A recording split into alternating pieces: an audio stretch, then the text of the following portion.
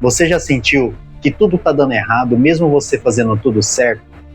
José, da Bíblia, do Egito, também sentiu.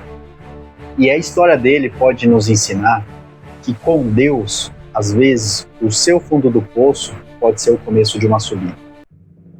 Hoje vamos dar início aqui no canal a uma nova série chamada Personagens da Bíblia. Eu aprendi particularmente a conhecer a Bíblia com mais profundidade através dos personagens, e é assim que a gente vai fazer aqui no canal. Vamos começar com a história de um personagem que me inspira demais, José do Egito. Acredite, a vida dele parece até um filme, cheio de reviravoltas, fé, traições e vitória.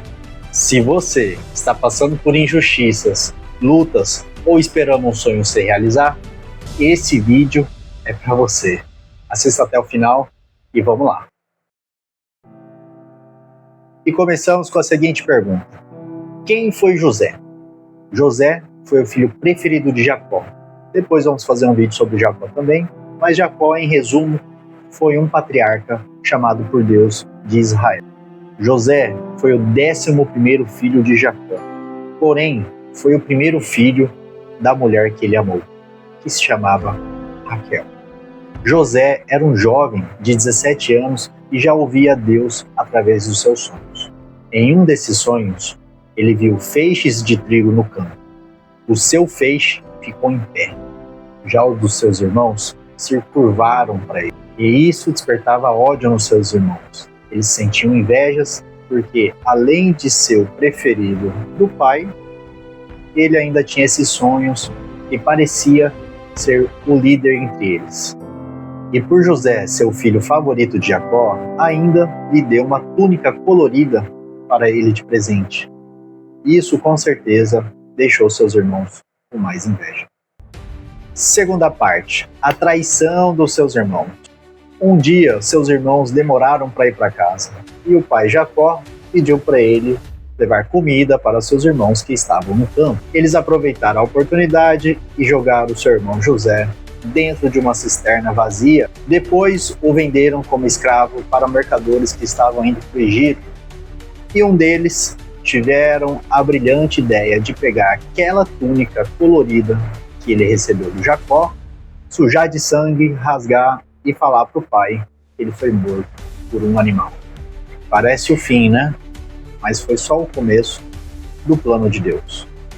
Agora vamos para a terceira parte, onde vamos contar a história de José na casa de Potifar e a sua prisão injusta. Como José foi vendido para os mercadores e se tornou escravo, José, no Egito, foi comprado por Potifar, era um oficial do faraó. E na casa de Potifar, onde José trabalhou, Deus abençoou tanto aquela casa através de José, que ele foi promovido para administrador da casa. Porém, a esposa de Potifar tentou seduzir José. Ele recusou e ela acusou ele injustamente. E por este motivo, José foi para a prisão, mesmo sem ter feito nada. Mesmo na prisão, José não estava sozinho, Deus estava com ele. E um dia, 2 servos do faraó, que é um copeiro e o padeiro, tiveram sonhos misteriosos. E disseram para José, e qual falaram que não tinha ninguém que poderia interpretá-los.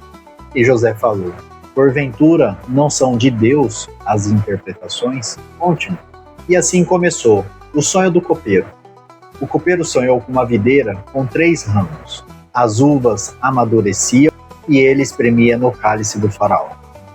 E José interpretou: em 3 dias o faraó te levantará a cabeça e te restaurará para o cargo. Já o padeiro sonhou que levava 3 cestos de pães em cima da sua cabeça. E as aves vinham e comiam em cima do cesto. José interpretou: em 3 dias o faraó tirará a sua cabeça e te enforcará numa árvore, e as aves comerão a tua carne. E você sabe o que aconteceu? A interpretação de José se cumpriu. E José ainda pediu para o copeiro que lembrasse dele quando fosse restaurado para o cargo. E tudo que José tinha dito se cumpriu. Porém, o copeiro não lembrou dele. Assim, 2 anos depois, o próprio faraó teve um estranho sonho, e nenhum sábio conseguia interpretá-lo. E foi nesse dia que o copeiro falou sobre a interpretação de José e que se cumpriu, tanto a dele quanto a do padeiro. E por isso, o faraó pediu para chamá-lo. Os sonhos do faraó foram 2. O primeiro foi o sonho das vacas. Isso mesmo, das vacas. No primeiro sonho, o faraó viu 7 vacas gordas saindo do rio Nilo. E depois, 7 vacas magras saíram e devoraram as gordas. Em seguida, sonhou com 7 espigas boas e cheias. E depois, 7 espigas secas, queimadas pelo vento, que devoraram as espigas boas. Foi neste momento que o copeiro lembrou de José. E então, José foi chamado da prisão. Foi barbeado, tomou um banho, se vestiu e foi levado à presença do faraó. Ao contar os seus 2 sonhos, José disse: José deixou claro, a interpretação pertence a Deus. E revelou que os 2 sonhos eram apenas um, que seriam 7 anos de fartura e em seguida 7 anos de fome terrível.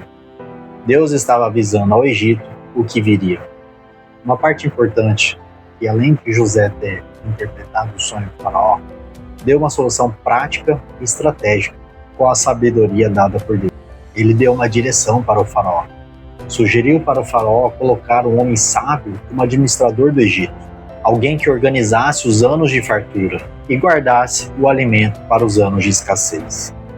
Assim o faraó ficou impressionado com a sabedoria de José e acabou nomeando ele mesmo como governador do Egito. E essa é a parte da história que mostra um escravo se tornando a segunda pessoa mais poderosa do Egito. José organizou todo o Egito, guardando alimentos durante os anos de fartura, e a fome alcançou a terra de Canaã, onde morava Jacó, pai de José e os seus irmãos. Jacó ouviu que tinha trigo no Egito e mandou seus filhos irem lá para comprar. Eles partiram, mas sequer sonhavam que eles teriam que se curvar para o governador, que era o seu irmão. Lembra daquele primeiro sonho? Pois é, vai se cumprir. Chegando no Egito, José reconheceu seus irmãos, mas eles não os reconheceram. A emoção foi enorme. Você imagina a emoção de José neste momento? Será que ele estava com raiva? Não sei. Você imagina a emoção de José nesse momento. O que será que ele estava sentindo? Mas ele não revelou quem era. José os testou. Queria saber se o coração deles havia mudado.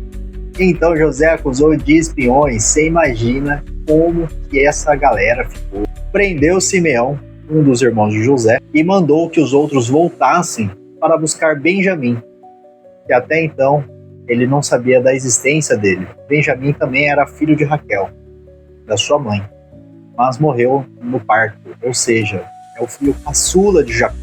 E por isso os irmãos voltaram para buscar Benjamim, pois era o bem mais precioso de Jacó. Jacó, com o coração aflito, autorizou Benjamim ir, pois a fome já estava sendo insuportável. Quando José viu Benjamim, não aguentou. Se retirou e chorou em segredo. Assim, José preparou uma última prova. Pediu para o seu servo colocar uma taça de prata na bolsa de Benjamim. E por isso, quando eles estavam indo embora com todo o dinheiro que iriam comprar do trigo, pois José não aceitou o seu dinheiro, colocou mais dinheiro na bolsa deles, o qual depois, ao eles abrirem a bolsa e verem que estava com dinheiro, com certeza ficaram assustados, pois pensaram que poderiam ter sido acusados de roubo ou por não terem pago. No momento da taça, foi dado o sumiço da taça e ele pediu para revistar os bolsos de todos os irmãos. E eles, claro, pensavam que a taça não estava dentro da bolsa, mas ela havia sido escondida na bolsa de Benjamim. Quando descobriram o objeto roubado, ameaçou manter Benjamim como escravo. Foi então que Judá, o irmão de José, deu um passo à frente e se ofereceu no lugar do outro. Fique eu como escravo, ele disse, mas deixe o menino voltar para o meu pai. Meu pai já sofreu muito e ele não pode mais perder outro filho. Assim, José viu que seus irmãos mudaram. José não resistiu mais. Mandou que todos saíssem da sala e, chorando em voz alta, disse: Eu sou José. irmão de vocês. Os irmãos ficaram paralisados de medo, mas José disse: não se aflijam, nem se culpem por me venderem para cá. Foi Deus que me enviou na frente para salvar vidas. José perdoou seus irmãos. Ele enxergou Deus em cada detalhe de sua vida, em cada dor que ele sentiu, em cada obstáculo que ele teve, e usou o poder que recebeu para amar e não para vingar. Que lição para nós! Será que nós iríamos fazer a mesma coisa? Quando confiamos nos planos de Deus, até a traição vira ponte para uma promessa. A história de José nos ensina muitas coisas. Nos ensina a gente ter resistência, resiliência, a gente tem que esperar, a gente tem que se permanecer fiel aos planos de Deus. Não importa onde você estiver, eu sei que pode ser um momento muito difícil na sua vida, mas resista, continue fiel e acredite em Deus. A história de José nos ensina que os planos de Deus não falham, mesmo nas injustiças, prisões, acusações, traições. Deus continua escrevendo a minha e a sua história. José manteve limpo todo esse tempo. Olha só o que aconteceu. Ele tinha 17 anos, foi vendido pelos irmãos, foi jogado numa cisterna, virou escravo, foi comprado, cuidou de uma casa, foi acusado pela mulher do patrão dele, foi preso injustamente, ficou 3 anos na prisão. Olha o tanto de tempo. De todas essas coisas que aconteceu, quando José foi assumir o trono como governador do Egito, ele tinha 30 anos de idade. Começou com 17. Ele passou 13 anos nessa luta até chegar no ápice. E às vezes a gente tem aquela pressa de acontecer tudo agora. Tudo tem seu tempo. Aguarde. Às vezes tudo isso que acontece na nossa vida é Deus nos preparando para que a gente esteja preparado quando chegar a hora. Você acha que José, se tivesse com 23 anos como governador, ele ia estar preparado? Acredito que não. Tudo isso foi uma preparação para aquele momento. E quem sabe quando estamos preparados é Deus. Claro que a gente tem que fazer a nossa parte, né? Tem que seguir firme, forte, resistente, preparar, estudar. Existem muitas formas da gente se preparar. Não fique parado, se prepare. José manteve-se limpo e esteve fiel aonde quer que estivesse, seja na prisão, seja como escravo. Você pode estar num momento difícil agora, mas lembre-se, se José venceu nessas condições, você também pode vencer nas condições que você está. Se gostou dessa história, se inscreva no canal, comente, compartilhe, dê seu testemunho e continue nos próximos vídeos com outros personagens, que eu vou trazer muitos personagens da Bíblia para você conhecer profundamente a Bíblia e ter gosto de pegar a Bíblia e estudar ela. Ela é muito legal, tem muitas histórias e muitas histórias que a gente pode utilizar para a nossa vida, para nos tornar uma pessoa melhor, para nos preparar para uma situação que vier. Deus fala com a gente através dessas histórias. Até o próximo episódio e não se esqueça, Deus está escrevendo a sua história também.